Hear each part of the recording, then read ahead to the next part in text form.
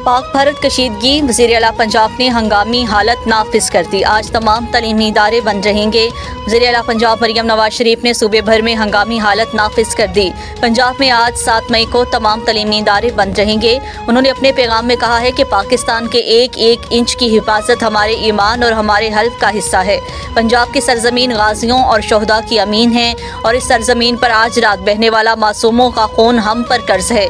पूरी कौम पाकिस्तान पर मुसल्लत की गई है। इस जंग में पाक फौज के साथ खड़ी है।